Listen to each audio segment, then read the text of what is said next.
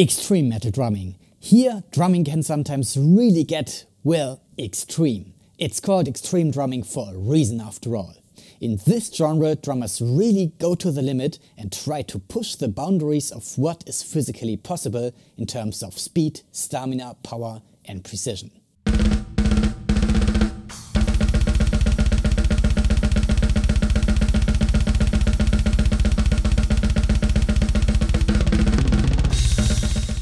Personally, I do not really like to see drumming as a form of sports or athletic endeavor, because for me it is, I think, mostly about kind of artistic expression, like expressing the visions inside my head or the emotions I feel. But it is undeniable that there is a strong physical athletic component to this kind of drumming. After all, when you look at how top drummers in the genre practice and train themselves, this is very similar to what, for example, athletes or bodybuilders are doing. You just have to repeat certain things, have to repeat certain exercises over and over and over again to get good at this. Also, I gotta admit, I sometimes have this kind of sportsman-like competitive mindset when it comes to things like who can play the fastest blast beats. And I'm sure I'm not the only one in the scene. So with all these similarities between extreme drumming and sports, it shouldn't come as a surprise that same as athletes or bodybuilders, drummers have to be very careful with their bodies and can easily injure themselves along the way with all the practice, all the training and all the strain they put on their joints, tendons and muscles. And this is exactly what this video is about. I will tell you about my worst injuries in almost 2 decades of extreme drumming, will tell you how I dealt with them and most importantly, what you can learn from them. So, have fun and enjoy.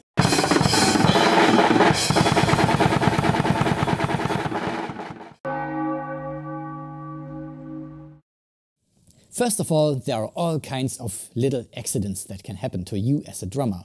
For example, like the one time when I pierced a stick into my eye. I don't recommend it, it's quite uncomfortable.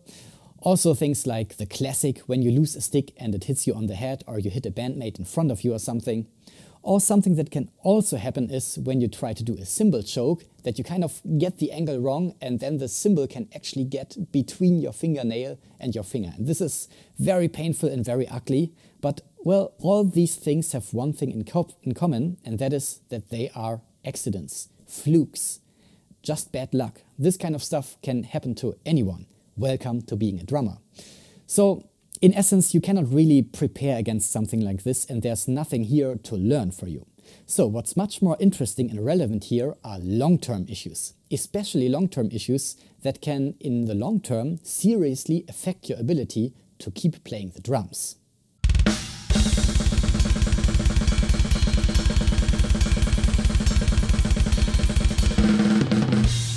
So let us now dive down deep into my hidden history of pain and suffering. Well, the first major issue that I can recall was basically, I think it started around 2007. At some point my index fingers were starting to hurt really badly, to the point where I had to stop playing the drums. So what happened here? Around this time I really started practicing the push-pull technique, and for the push-pull technique I learned a new stick grip. Before that I used basically the French grip, but now I learned the straight grip. So this is a grip where the stick is basically in line with your forearm, and this gives you the perfect starting position for the push-pull technique. So what happened here was that the stick kind of pushed my index finger sideways.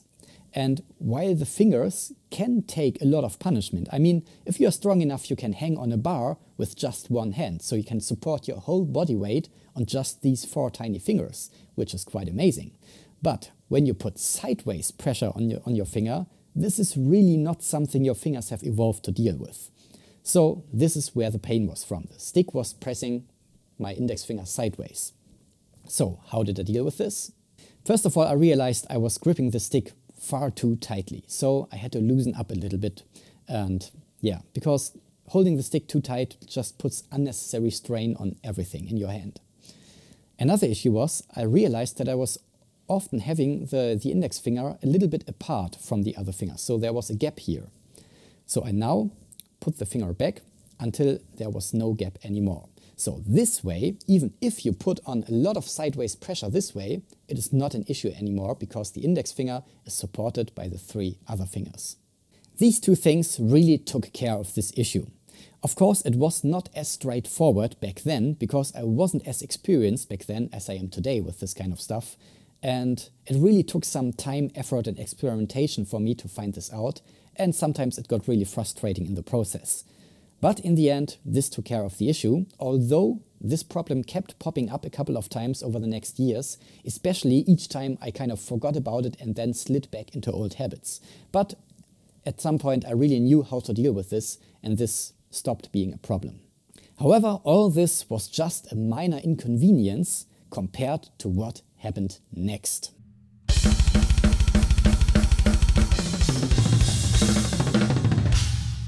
This next issue was the injury of my right wrist. Well, this injury really affected me a lot and it kept haunting me for over a freaking decade. So this really was quite serious. So what happened? It all started, I think it was back in probably around 2011 or 2012. I'm not 100% sure.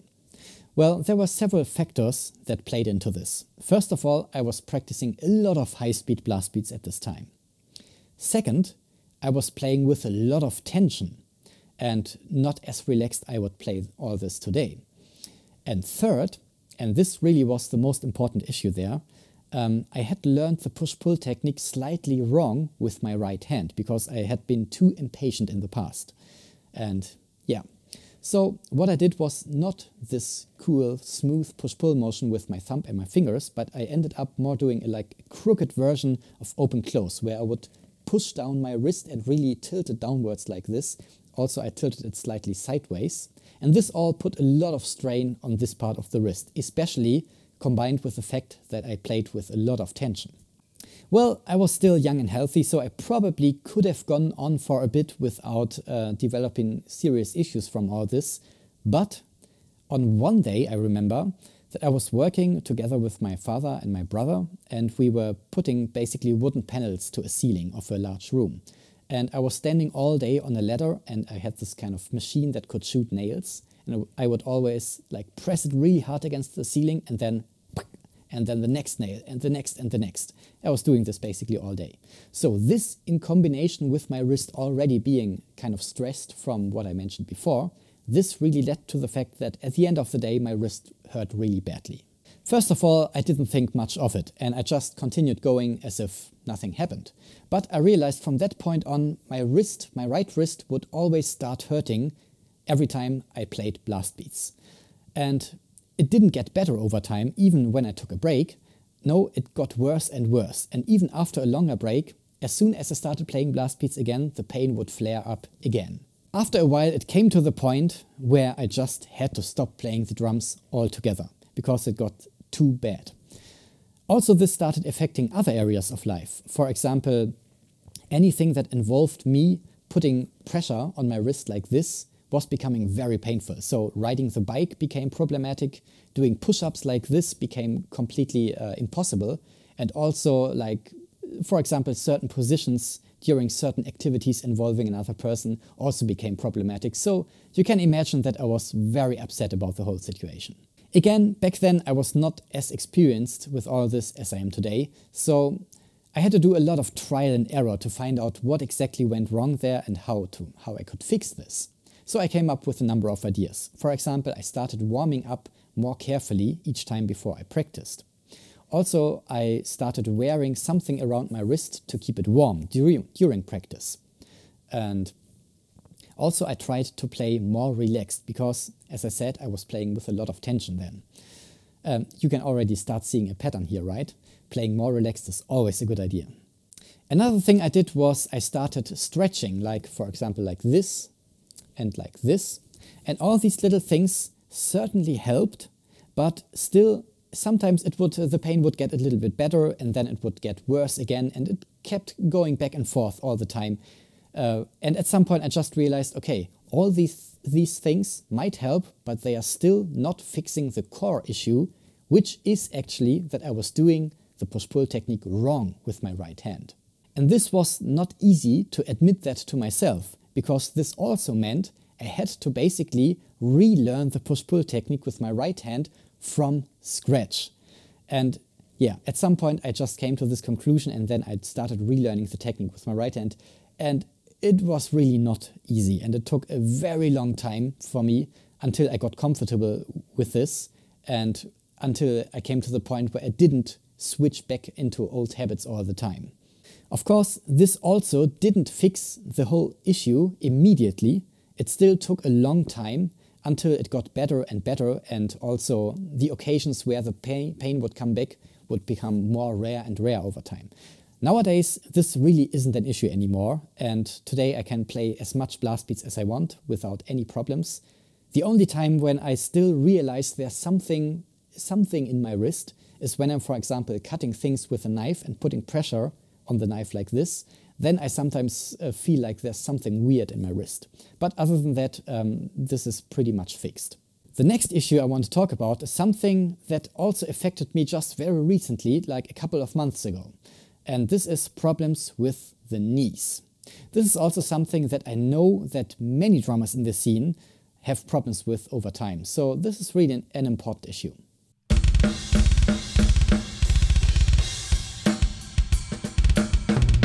But let's start at the beginning here. The first time I can remember having serious problems with my knees was, I think it might have been around 2017 or something. I'm not 100% sure.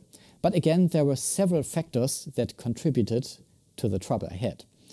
First of all, I was practicing a lot of double bass. Again, this in itself wouldn't have been a problem. Secondly, I tended to lean forward a lot, putting a lot of pressure on my legs and also my knees. This is of course not the best thing to do, but still I think these two just in combination wouldn't have been a problem. The third thing was that I tended to swivel around with my knees from side to side a little bit. And this is probably not the most healthy thing when you put a lot of pressure onto your legs. Issue number 4 was that this was probably, I think it was winter or autumn maybe, it was quite cold. And this can always make things more difficult. But the main issue at this time was that I was working a job which required me to basically do a swamp excursion from time to time. During such an excursion, I would typically walk like maybe half a day through a swamp area, and I often had to go straight through the wilderness without any path or way, and I was wearing heavy boots. And this could be very exhausting sometimes. Also, there were stretches of the way where I had to move from area to area on a bicycle. I remember that one evening I got home and I really felt super tired, and I was realizing, okay, shit, my knees are actually hurting a lot from this. This is not good. And well, this in combination with the sort of double bass practice I did, this was probably what led to all this. The result was that I got a bad inflammation in one of my knees. I'm not sure which one it was. I think it might have been the left one. I'm not sure. Well, anyway, at some point I had to see a doctor because it got so bad that I basically couldn't walk normally anymore. I had to limp. And also I had to jump up and down the stairs on one leg because I couldn't put any strain on the bad leg anymore. So yeah, this was not a very satisfactory mode of getting around, I can tell you. So I went to the doctor and I got my knee into a cast and couldn't move for like 1 or 2 weeks, I think. And also I had to take some medication. And after that, the knee was completely okay again. So I figured out the main reason for all the trouble was probably the swamp excursion in the cold. And well, but still it got me thinking that maybe it would be a good idea to play a little bit more relaxed when it comes to double bass, especially in the long run. So from then on over the years, I focused a lot on being able to play more relaxed, especially when it comes to high-speed double bass. And sometimes I had more or less success with this, but I also didn't have any problems with my knees anymore. So this was a good thing. But now, just very recently, as I said, I think around half a year ago or something, this very similar problem came up again. And this was especially with my right knee. So what happened here? First of all, I was again practicing a lot, especially practicing a lot of single foot blast beats. And also I was practicing a lot of Keep of Callison songs, and I was also practicing I was trying to figure out how I can start a set of Keep of Callison songs without really warming up beforehand. And this kind of practice can be super useful, but at the same time you have to be very, very careful with this, because when you try to play very fast and you are not 100% relaxed, this can really hurt yourself. So I was practicing a lot without proper warm-up, but the final nail in the coffin was when I did something really stupid one day. And that was, I rode the bike for around 1 hour in sub-zero temperatures without appropriate clothing. I'm talking about bicycle here, by the way, not motorbike. So I rode the bicycle and, well, during this 1 hour in sub-zero temperatures, I kind of got really cold, so I wanted to get out of the cold as soon as possible, so I rode as fast as I could. And at the same time, my knees got really cold. And putting a lot of strain on your limbs and strain on your tendons, muscles and joints, when they are completely cold, this really is a recipe for disaster. And when I got back from this, I didn't go home, no, I went straight to my rehearsal room to practice drums. So I got off my bike and went up to my rehearsal room and immediately started practicing Keep of Callison songs while I was still really cold through and through. This was really stupid mistake number 2, but there was even a more stupid mistake I was doing, because after a while I really felt like, okay, my knees start hurting a bit, this is not feeling very healthy. So I don't know why, but at that point it seemed like a good idea to do some stretching. So I did some stretching, and well, anyone can tell you that stretching while you are still cold is usually not a very good idea. So, well, all this of course led to an injury. And it was not an injury in the knee itself, it was more like, I think one of the tendons at the back of the knee that started hurting, and also a certain muscle in the back of my upper leg. So this really started affecting my ability to play, for example, single foot blast beats and double bass. And at some point I was really afraid that I wouldn't be able to play with Keep of Callison on the 70,000 Tons of Metal Festival. So I was kind of desperate, and I had to think very carefully about how I could fix this in time to be able to do this. So this time, being much more experienced, I came up with ideas on how to fix this quite quickly and immediately went to work. So first of all, I stopped doing this practice without warm-up. I now always try to warm up before playing anything fast, especially before playing any Keep of Callison songs. The second thing was that I was now using my electric heater a lot more to make my rehearsal room more warm, because this had also been an issue that I was often practicing while the room was very cold. The third thing was that I got this, which I could put around my knee to basically keep it warm and also stabilize it a bit. All this already helped, but this was not all. The final and maybe the most extreme thing I did about this was that I radically changed all my double bass practice routines. Before that, I was always doing this kind of extreme stamina exercises. I would start at maybe 190 BPM or something and then just play double bass 16th notes straight for 5 minutes. And then 200 BPM, 5 minutes, 210, 220, 230, 240, always 5 minutes straight. And I realized that although I would be a lot more relaxed than I would have been a couple of years ago, still I was playing with a lot of tension, especially during these very long double bass runs. So I thought about how can I avoid playing with tension? And I was kind of fiddling a little bit around, and I realized that when I would play just very short double bass bursts, then I was able to play with almost no tension at all. So I developed new practice routines just centered on all kinds of different double bass bursts. In the end of this whole thought process, and after some trial and error, I came up with this new practice routine that I then did for the next couple of months. And this was, I would start with these simple double bass bursts.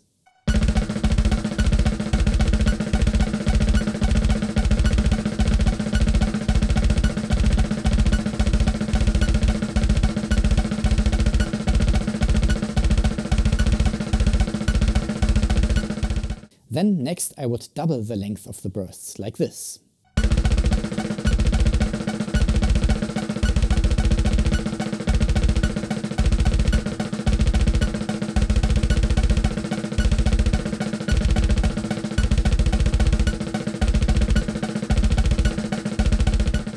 And then again I would double the length of the burst, and then again, and only in minute 5, I would then play 1 minute of straight double bass. So this new practice routine that I would usually start at 200 BPM and then go faster and faster.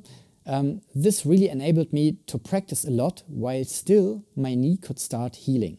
And this in the end enabled me to play with Keep of Kallisin on 70,000 tons of metal, which I'm really thankful for. Also, this practice routine helped me to play a lot more relaxed than before.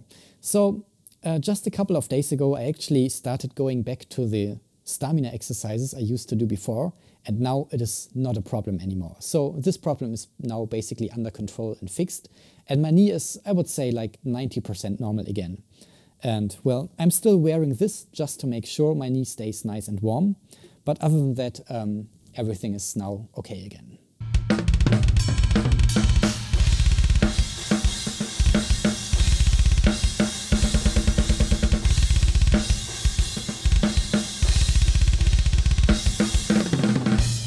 So, these were the main issues, the main injuries and troubles I had to deal with in the past. Well, I think after all, there are three main things that we can all take away from all this mess. First of all, it is very important to always play as relaxed as possible. I know it is not possible to always play 100% relaxed, especially when you go really fast or when you, for example, play fills where you have to move around the kit very quickly. This kind of stuff just doesn't work when you are 100% relaxed. Often you just have to put in some effort and work. The important thing is to avoid any unnecessary tension and to only work those muscles that you really need at any given moment. The second thing is that you always have to mind your temperature, especially the temperature of your limbs. When they are really cold, especially your joints, tendons and muscles, then putting stress on them is really asking for trouble.